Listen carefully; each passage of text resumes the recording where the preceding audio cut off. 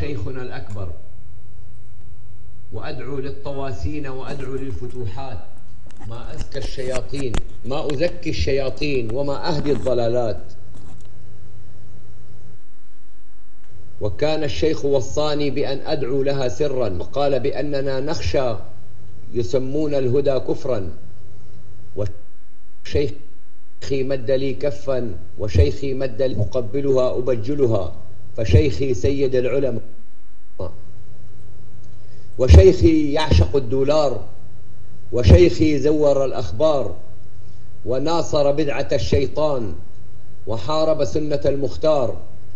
وشيخي أتقن الكذب، وأضحى سيفه حطبا.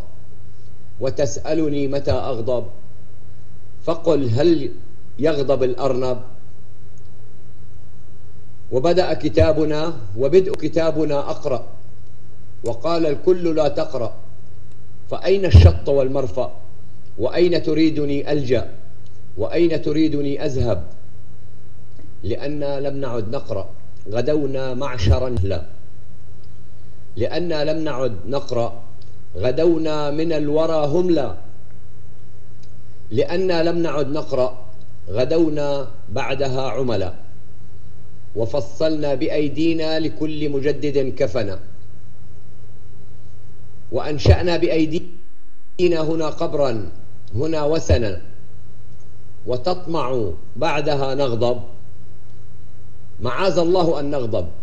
ومن يدري غدا في ساعة الصفر، إذا ما عاد الفجر صلاح الدين بالنصر، وعاد المسجد الأقصى يعانق والإيمان في العصر، وعاد الطهر والفكر وللفن وللشعر، وعادت أمة الإسلام حقا أمة الخير، وعادت أمة الإيمان تسحق أمة الكفر.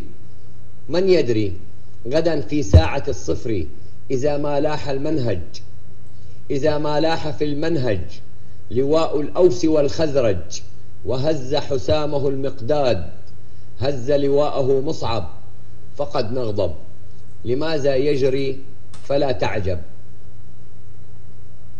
لما يجري فلا تعجب، ولا تعجل، ولا تسأل متى تغضب. منى عمري بأن أغضب، منى عمري بأن أغضب.